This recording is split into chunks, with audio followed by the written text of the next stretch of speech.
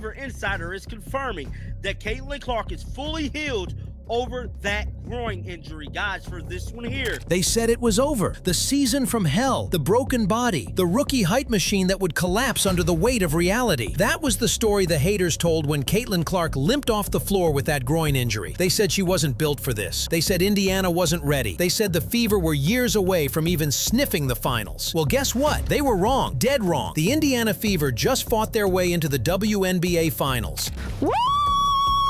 Yeah! MVP! You look back at the season from hell that the Fever had. None of us expected them to be in this situation.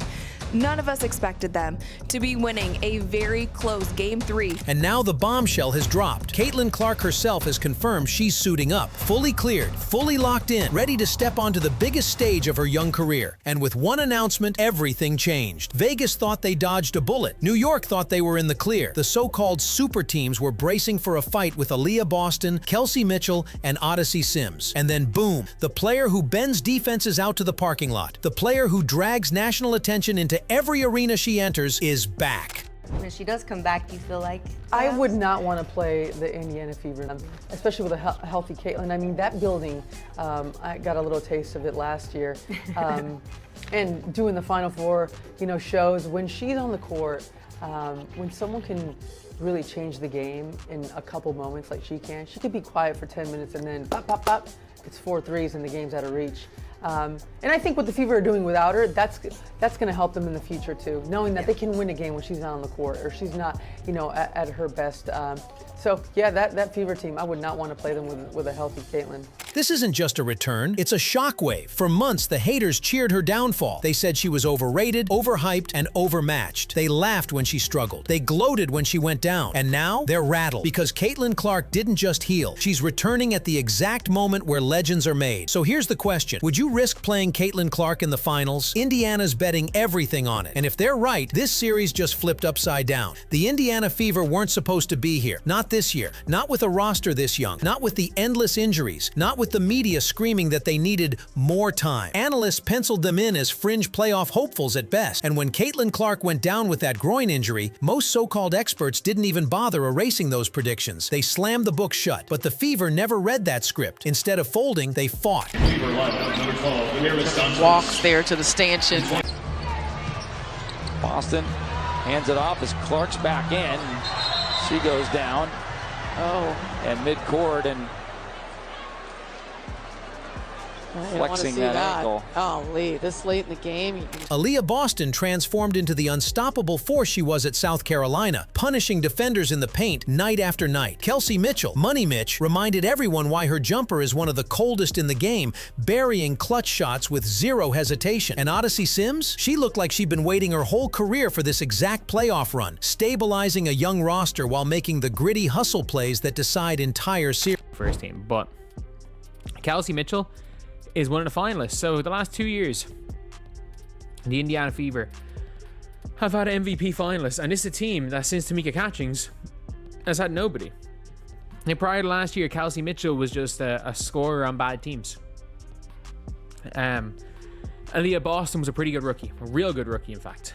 But the finalists here are Alicia Gray. That alone would have been historic. A team written off as a rebuilding project suddenly knocking on the door of a championship. But then came the announcement that flipped the sports world upside down. Caitlin Clark confirming she will play in the finals. Think about how absurd that is. The same media that said her season was over now has to rewrite their columns. The same haters who laughed at her injury now have to watch her return on the biggest stage of all. This isn't just survival, it's defiance. Let's be clear, Caitlin Clark isn't just another player returning from injury. She is the single piece that shifts the geometry of the floor the second she checks in. Before the groin injury, Indiana wasn't just competing, they were rewriting the rules of engagement. Opposing defenses had to stretch out to 30 feet, terrified of her range. Lanes opened for Boston to bully inside. Passing angles appeared that didn't exist without Clark's gravity. Now imagine that coming back in the finals. Even at 80% health, Clark forces defenses into impossible choices. Collapse on Boston season, and Clark burns you from deep. Shade too much toward Clark,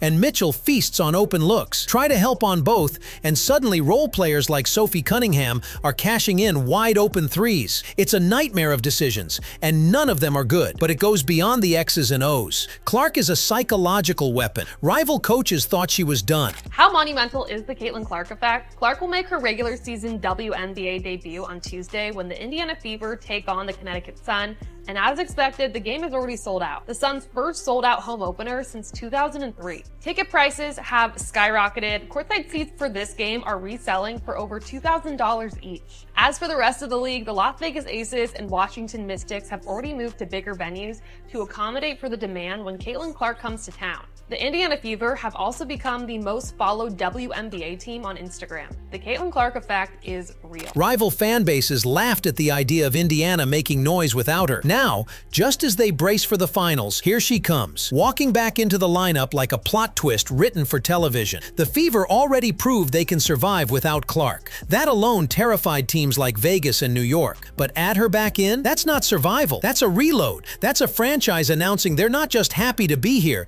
they're coming for the crown. And here's the kicker. Clark doesn't need 40 minutes to change everything. 10 minutes, 4 threes, 1 momentum-swinging sequence. That's all it takes to break a finals game open. That's the power of Caitlin Clark. Here's where the story flips from inspiring to downright unsettling for everyone not wearing a Fever jersey. Because the truth is, the league thought it caught a break. Vegas and New York, the so-called super teams, built to steamroll their way into the finals. Well, Caitlin Clark has had a remarkable impact on attendance. 35 consecutive sellouts at Carver Hawkeye. The senior average attendance over 14,900. Rookie season with Indiana, the home average attendance, a WNBA record over 17,000. And on the road, a league record over 15,000 average attendance. That's not just a curveball, that's a haymaker. And let's not ignore the hypocrisy. For months, the narrative was that Clark was overhyped, not ready for the physicality, too dependent on college-style freedom. Critics dismissed her as a ratings machine, not a winning player. They practically celebrated when she went down, eager to prove themselves right. But now, those same voices are scrambling to reframe the story. Suddenly, the so-called overhyped rookie is the most talked about headline in the league. Suddenly, the not ready guard is about to step onto the final stage in just her second year. That's the contradiction nobody wants to admit. Clark doesn't just expose defenses, she exposes pundits. Every lazy take, every smug prediction, every bitter rant gets thrown back in their faces the second she laces up. And here's the reality. Even if Clark isn't at 100%,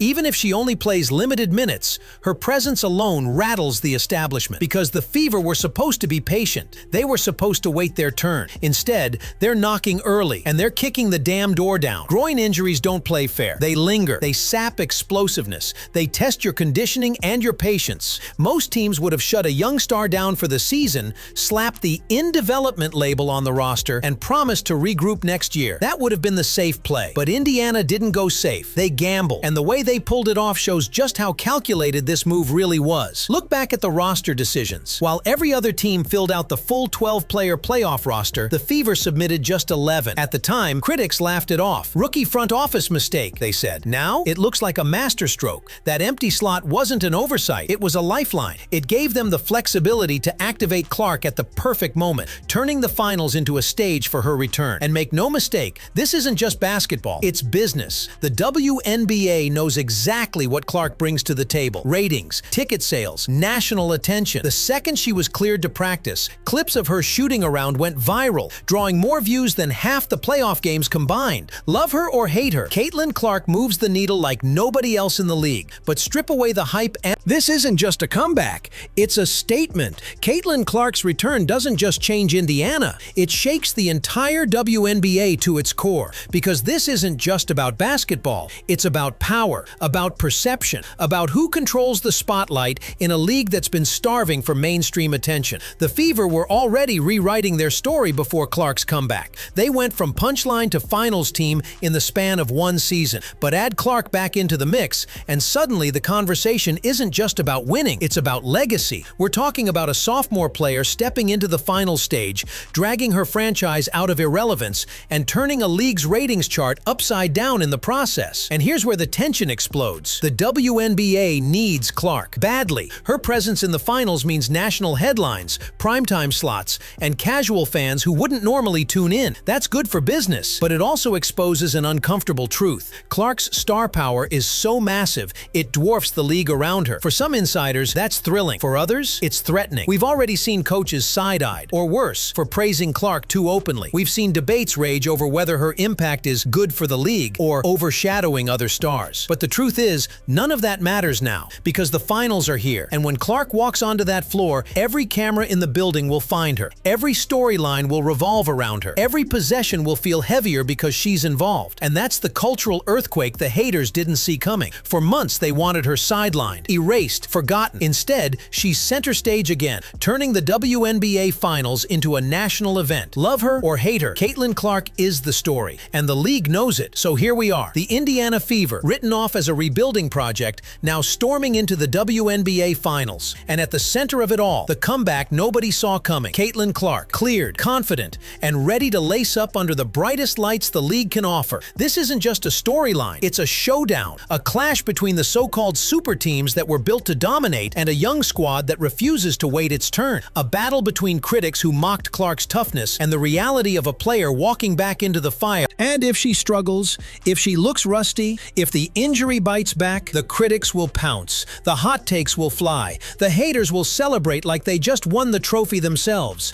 That's the gamble. That's the risk. But here's the truth. The very fact that she's suiting up says everything about who Caitlin Clark is. She doesn't hide from the moment. She lives in it. She bends it to her will. And now, the WNBA Finals have gone from a headline to a spectacle because one player refused to stay down. The Fever believe, Clark believes, and if she delivers, history is waiting. So what do you think? Is Caitlin Clark about to shock the world or silence it? If you're riding with the Fever, smash that like button. Drop your finals predictions in the comments. And don't forget to subscribe, because this story is only just getting started.